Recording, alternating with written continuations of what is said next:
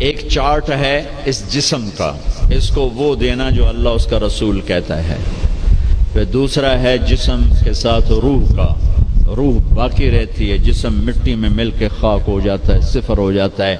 اس کی غذا دو چیزیں ہیں، وطور سینین وہذا البلد الامین، وطور سینین وہذا البلد الامین. اور مجھے قسم ہے طور سینین کی، یعنی جہاں تورات اتری، وہذا البلد الامین، اور مجھے قسم ہے اس مکہ کے امن و امانت والے شہر کی جہاں قرآن اترا. تو دو جگہوں کا تعلق روح کے ساتھ ہے، ان کو بعد میں ذکر کیا ہے. ایک طور سینا جہاں پہلی کتاب تورات اتری، اور ایک مکہ جہاں آخری کتاب قرآن اترا. اب جیسے غذاؤں میں تو دو چیزیں ذکر کی ہیں، دونوں کی ضرورت ہے. پھل بھی کھاؤ، روٹی بھی کھاؤ، چاول بھی، ہر شے کھاؤ. اگر کوئی مرض نہیں ہر شے کھاؤ، لیکن احتیاط سے کھاؤ، پیٹ بھر کے نہ کھاؤ، کہ میرے نبی کو انتہائی ناپسند تھا یہ. ساری زندگی آپ نے ایک وقت کھانا کھایا، دو وقت کبھی نہیں کھایا. اگلے وقت میں تھا بھی تو آپ چھوڑ دیتے تھے، نہیں کھاتے تھے، اور پیٹ بھر کے کبھی نہیں کھایا ہے. تو دو چیزیں طور سینین اور بلد الامین، اس میں ہمیں اب ایک کی ضرورت ہے، دوسرے کی نہیں. طور سینا میں تورات اتری، اور تورات قرآن میں اتر گئی کہ میرے نبی نے کہا اوتیت المثانی مکان التورات، مجھے تورات کے بدلے میں سورۃ فاتحہ مل گئی ہے. تو تورات آ گئی قرآن میں. والمائدۃ مکان الانجیل، اور انجیل کے بدلے میں سورہ مائدہ مل گئی ہے. والحوامیم مکان الزبور، اور زبور کے بدلے میں حامیم مل گئی ہیں. وفضلت بالمفصلات، اور باقی قرآن کے ذریعے سے مجھے عزت ملی ہے. دوسری چیز جس کی یہ ڈاکٹرز کو، لیڈی ڈاکٹرز کو، ایک تاجر کو، ایک صنعتکار کو، ایک افسر کو ضرورت ہے، وہ قرآن ہے جو ہمارے روح کی غذا ہے. قرآن سے آشنائی کے قرآن کیا کہتا ہے، یہ اللہ کا پیغام ہے. ھذا بلاغ للناس، لوگوں تک پہنچانے کے لیے ہے. اور اس کو اللہ تعالیٰ نے شفاء لما فی الصدور، یہ دلوں کی شفا ہے. ہدی ورحمۃ للمؤمنین، ایمان والوں کے لیے ہدایت بھی ہے اور رحمت بھی ہے. ان ھذا القرآن یہدی للتی ہی اقوم، یہ سیدھا راستہ بھی بتاتا ہے. یہ وہ کتاب ہے جس کا ٹائٹل ہے لا ریب فی. ساری دنیا کے دانشور جو مرضی لکھیں، کوئی یہ نہیں لکھ سکتا کہ جو کہہ رہا ہوں شک سے بالا تر ہے. میرے رب کا فرمان ہے کہ جو کچھ اتارا جا رہا ہے، کہا جا رہا ہے، یہ شک و شبہ سے بالا تر ہے. دوسری چیز جس کی ڈاکٹر کو بھی ضرورت ہے، اور تاجر کو بھی ضرورت ہے، عالم کو بھی ضرورت ہے، بچیوں کو ضرورت ہے، آپ کو ضرورت ہے، ایک میاں بیوی کو ضرورت ہے، وہ قرآن ہے. قرآن زندگی گزارنے کا طریقہ بتاتا ہے. اللہ سے کیسے جڑنا ہے یہ طریقہ بتاتا ہے. اللہ کے بندوں سے کیسے جڑنا ہے یہ طریقہ بتاتا ہے. اللہ سے جڑنے کا ذریعہ ہے کبیرہ گناہوں سے بچنا. اتق المحارم تکن اعبد الناس، کبیرہ گناہوں سے بچو، اللہ کے عبادت گزار بن جاؤ گے.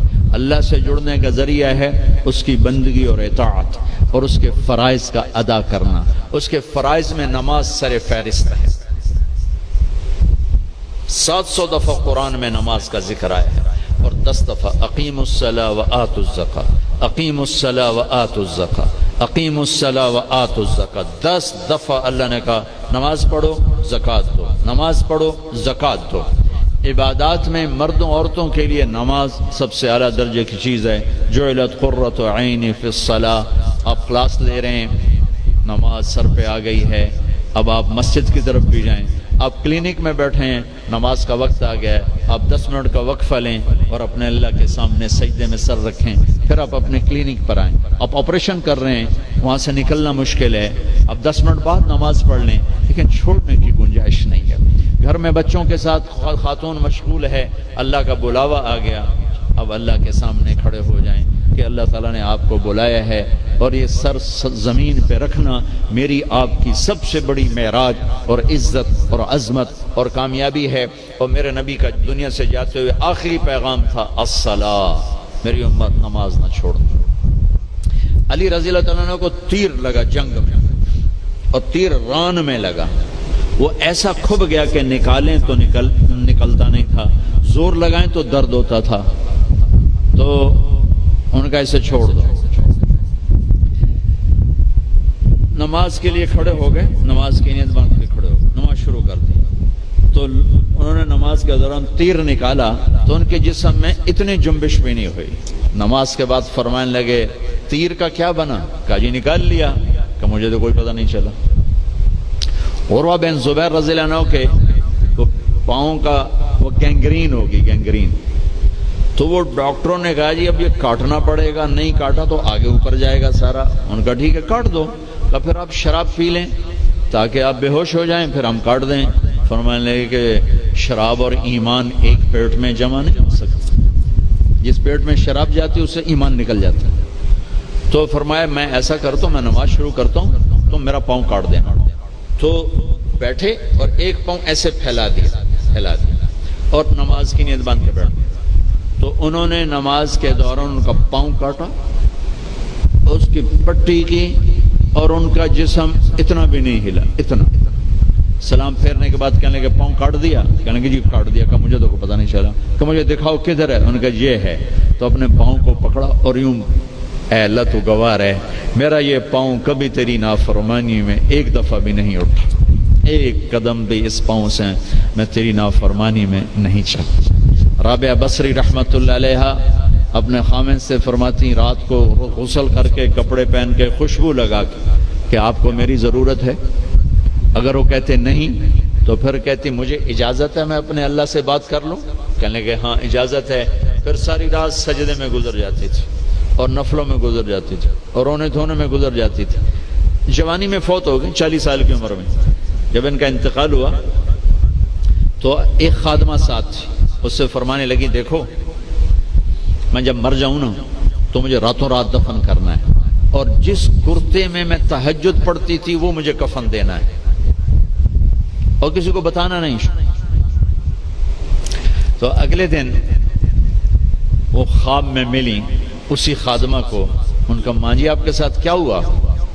کہا منکر نکیر آئے تھے قبر میں، مجھ سے کہنے لگے من ربکی، تیرا رب کون ہے؟ تو میں نے کہا سبحان اللہ، 40 سال جسے نہ بھلا سکی 4 رات زمین کے اندر آ کے اسے بھول جاؤں گی؟ تو منکر نکیر کہنے لگے چلو اس کا حساب کیا لینا۔ تو انہوں نے بڑی خوبصورت پوشاک پہنی ہوئی تھی۔ کہا آپ کا تو کفن وہ تہجد والا کرتا تھا، یہ سبز ریشم کہاں سے آ گیا؟ کہ یہ سبز ریشم مجھے اللہ نے پہنایا ہے، اور تہجد کا کرتا لپیٹ کے رکھ دیا گیا ہے، قیامت کے دن میرے اعمال کے اندر اس سے بھی تولا جائے گا، میرا وہ کرتا بھی تولا جائے گا جس میں وہ تہجد پڑھا کرتی تھی۔ تو اگر ہم تہجد نہیں پڑھتے کم از کم فرض نماز تو ہو جائے۔ کربلا قائم ہے اور انسانی تاریخ میں ایسے ظلم و ستم کی پہلی اور آخری داستان لکھی جا رہی ہے، اور زمین آسمان یہ منظر پہلی اور آخری دفعہ دیکھ رہے ہیں۔ اور ظہر کی نماز کا وقت ہوا تو امام حسین علی مقام نے اپنے ایک ساتھی سے فرمایا کہ زہیر سے فرمایا کہ یہ شمر سے کہو ہمیں نماز پڑھنے دو، تھوڑی دیر یہ جنگ روکی۔ تو انہیں آگے بڑھ کر کہا کہ تھوڑی دیر کے رک جاؤ ہمیں نماز پڑھنے دو۔ تو شمر نے کہا کہ ہم جنگ نہیں روکیں گے، تمہیں قتل کریں گے ہر حال میں۔ انہوں نے واپس آ کر کہا جی وہ کہتے ہیں کہ ہم ہر حال میں قتل کریں گے۔ ان کا قتل تو ہونا ہی ہے، نماز تو نہیں چھوٹ سکتی۔ تو آدھوں کو فرمایا نماز پڑھو اور آدھوں کو کہا تم جنگ کرو۔ اس خوفناک گھڑی میں بھی نماز نہیں چھوڑ۔ مجھے میرے رب کی قسم اگر امام عالی مقام نماز چھوڑ دیتے ان کو کوئی فرق نہیں پڑنا تھا، لیکن یہ فیصل آباد کے ڈاکٹروں کو پیغام ادھورا جانا تھا کہ ویلے کا ویلے چھوڑی جا سکتی ہے۔ یہ پیغام دیا کہ زیر خنجر بھی یہ پیغام سنایا ہم نے کہ کسی حال میں سجدہ نہیں چھوڑا جا سکتا۔ میرے عزیزو بڑے درد سے کہتا ہوں ہمارے 10% سے زیادہ نمازی نہیں ہیں، 90% مسلمان نماز چھوڑ چکے۔ اور جب آدمی سجدے میں سر رکھتا ہے تو اللہ کی قسم تحت الثری تک زمین ٹھنڈی ہو جاتی ہے، اور زمین کے دوسرے ٹکڑوں پر فخر کرتے کہ دیکھو میرے اوپر سبحان رب اعلی اعلی کے نغمے گائے گئے ہیں، اور میرے اوپر اللہ کو یاد کرنے والے کا ماتھا آ کے ٹکا ہے۔